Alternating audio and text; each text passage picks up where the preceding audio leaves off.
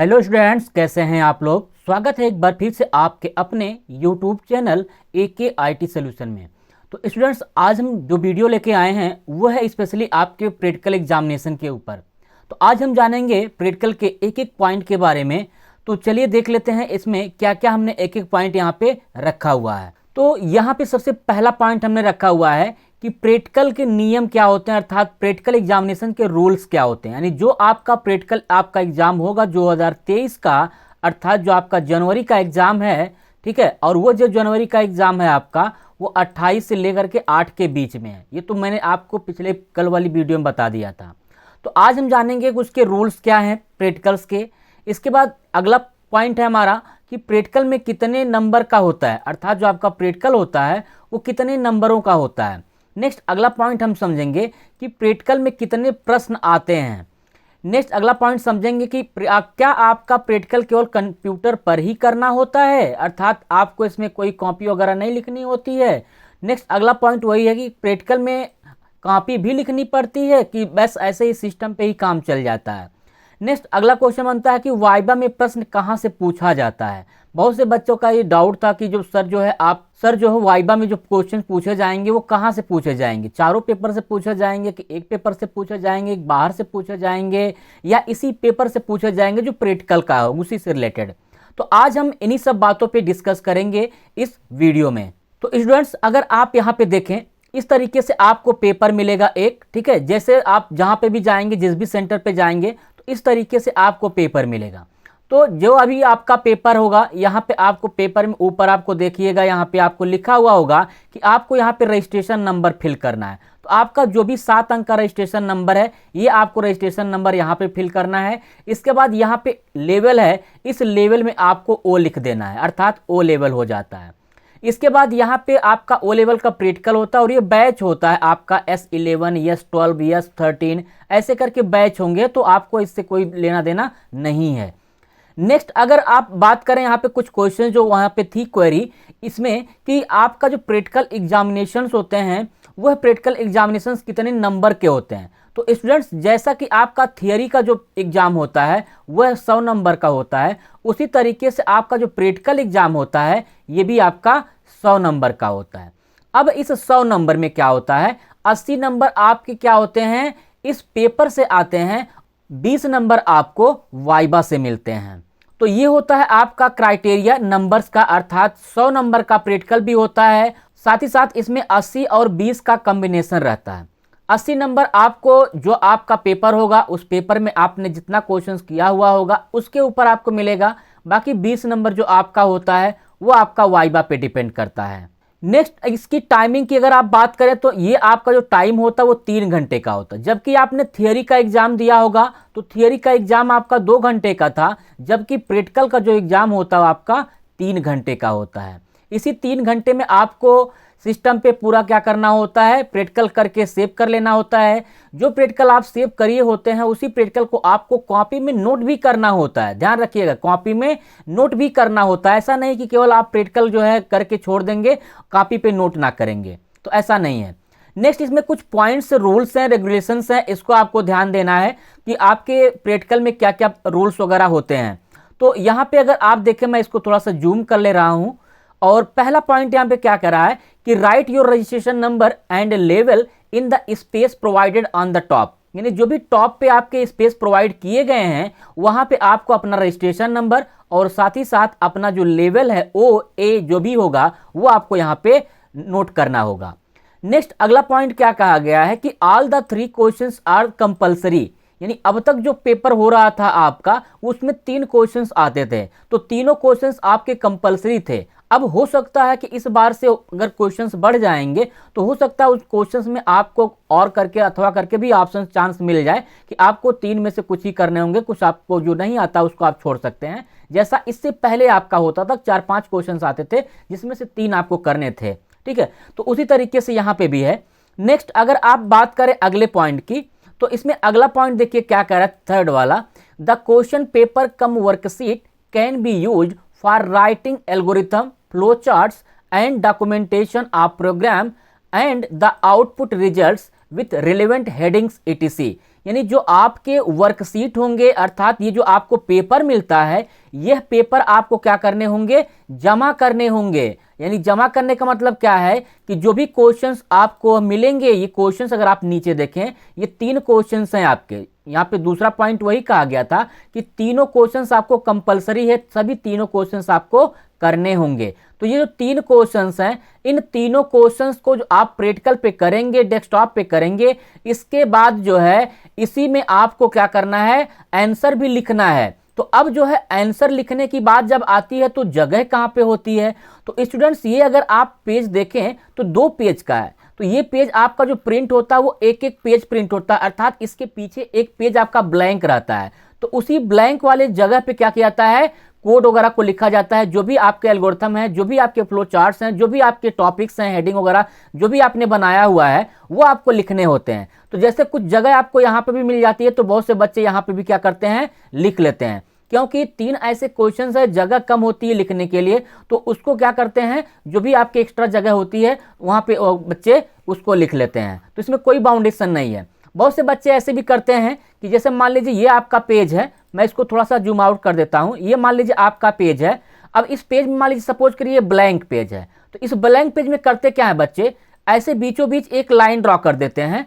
तो इसमें line draw करने से क्या होता है फायदा, जैसे मान लीजिए यहाँ पे लाइन आपने ड्रॉ कर दिया, तो इधर आप लिखते जाइए, ठीक है, इधर आप लिखते जाएंगे, बाकी जो बचा हुआ होगा आप इधर लिख देंगे। नहीं तो वैसे ओवरऑल क्या होता है कि आप लोग लिखना जब शुरू करते हो तो पूरा का पूरा क्या करते हो, लिखना ऐसे पूरा चालू कर देते हो। जब लिखना चालू कर देते हो तो पूरे पेज आपके भर जाते हैं, और जो आपके जो रिमेनिंग क्वेश्चंस होते हैं उनके लिए जगह नहीं बन पाती है। तो जब जगह नहीं हो पाएगी तो आपके वो क्वेश्चन छूट जाएंगे। जब आपके क्वेश्चंस अगर छूट गए तब क्या होगा कि आपका उतना नंबर क्या हो जाएगा, छूट जाएगा। और अगर आप यहाँ पे देखें क्वेश्चन में, तो यहाँ पे मैंने दिया हुआ है, या नाइलेट बताता है ऑलरेडी कि जो भी आपके क्वेश्चंस होते हैं उस क्वेश्चंस के बाद आपके नंबर भी यहाँ पे दिए जाते हैं कि कौन सा क्वेश्चन कितने नंबर का है।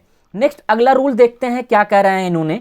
अगले रूल में देखते हैं, कह रहा है कि the maximum marks allotted for each question is given in the parenthesis. यानी जो भी मैक्सिमम मार्क्स हैं प्रत्येक क्वेश्चंस के लिए ब्रैकेट में आपको दिए गए हैं। जैसा कि मैंने अभी आपको बताया है कि जो भी 3 क्वेश्चंस होते हैं, तीनों क्वेश्चंस आपको करने होते हैं। तो जो आपका पहला क्वेश्चन होता है वो 25 नंबर का होता है, उसी तरीके जो दूसरा क्वेश्चन होता है वो भी आपका 25 नंबर का होता है, और जो तीसरा क्वेश्चन होता है आपका 30 नंबर का होता है। इस हिसाब से आपका 25, 25, 30 ओवरऑल जो आपका हो जाता है वो हो जाता है आपका 80 नंबर। ठीक है। नेक्स्ट अगला पॉइंट इन्होंने क्या कहा हुआ है, अब ये कह रहे हैं कि candidate must return the question paper cum worksheet examiner before leaving to exam hall. यानी आप एग्जाम हॉल छोड़ने से पहले आपको अपनी यह वर्कशीट जो होगी, जो आपका क्वेश्चन पेपर होगा, उसको आपको जमा करना होगा।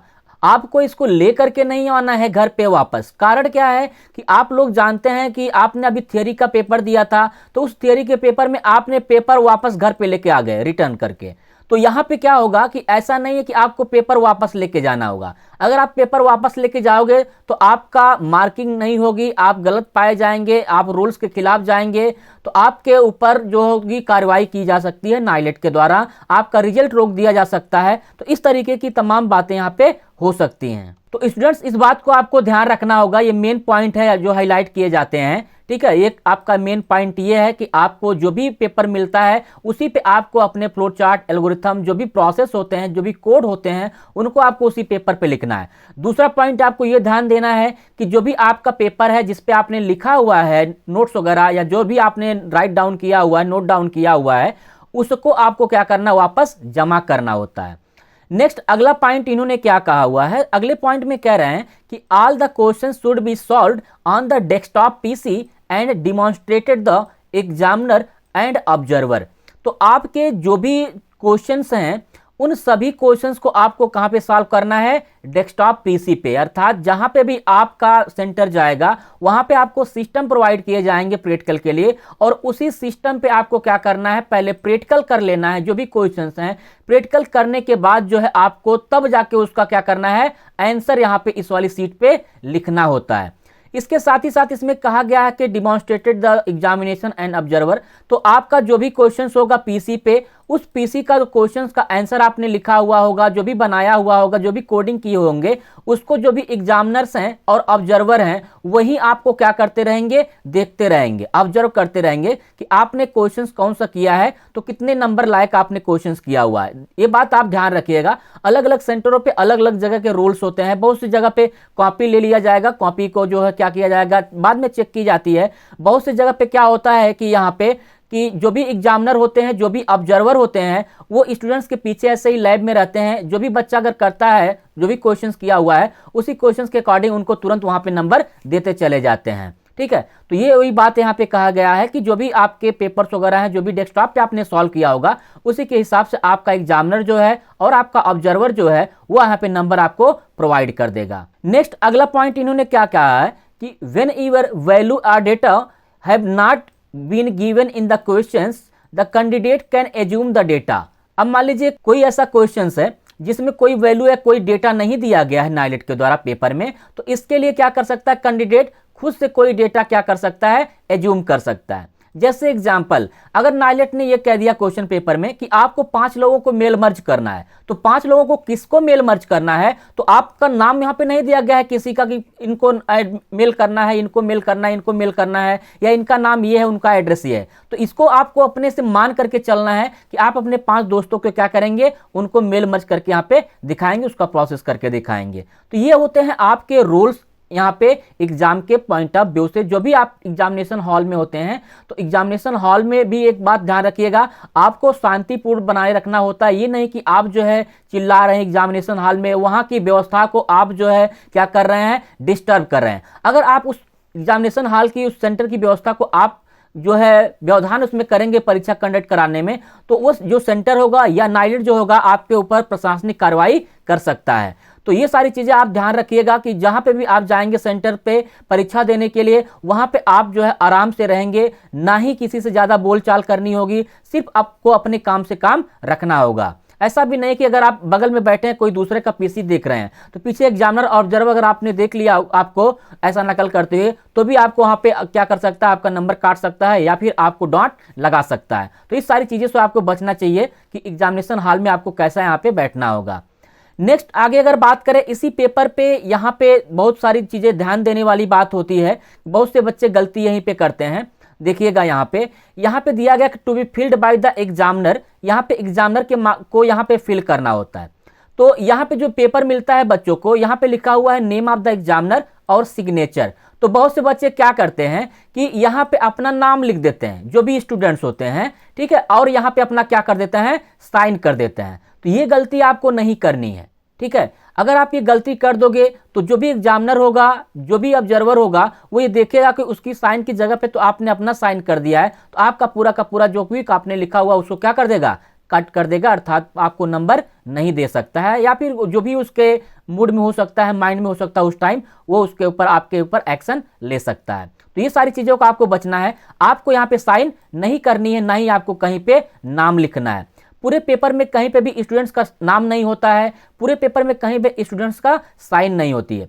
सिर्फ और सिर्फ यहाँ पे पेपर में आपको अपना रजिस्ट्रेशन नंबर और कोर्स वगैरह लिखने होते हैं। इस बात को ध्यान रखिएगा। इसके साथ ही साथ नीचे भी कुछ आपको ऑप्शन दिए जाते हैं कि यहाँ पे मार्क्स भरने होते हैं। तो ये मार्क्स का क्राइटेरिया आपका नहीं होता है। जो आप यहाँ के एग्जामिनर होते हैं, जब आपकी कॉपी चेक करते हैं, उसी कॉपी पे आपका ये नंबर क्या करते हैं, ऐड कर देते हैं, ठीक है। तो उसी के हिसाब से आपका कैलकुलेशन वहां पे नाइलेट करती है कि कौन सा बच्चा कितना नंबर पाया हुआ है। नेक्स्ट अगर आप दूसरे पेज पे देखें, तो दूसरे पेज पे भी ऊपर आपको वही चीजें लिखनी होगी, रजिस्ट्रेशन नंबर और आपका लेवल। तो जहां जहां आपका रजिस्ट्रेशन नंबर, जहां पे भी आपका लेवल होगा, उन सभी पेजों पे आपको अपना रजिस्ट्रेशन नंबर लिखना होगा।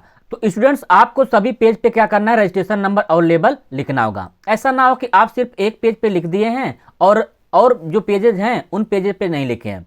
तो ऐसा क्या हो सकता है कि कभी कभी आप सुने होंगे, जैसे हाई स्कूल इंटर में जो भी यहाँ पे सेंटर जाते हैं, तो वहाँ पे क्या होता था कि कॉपियाँ बच्चों की बदल दी जाते थे। तो ऊपर का कवर तो वही होता था, बट बीच के कवर क्या किए जाते थे, निकाल दिए जाते थे।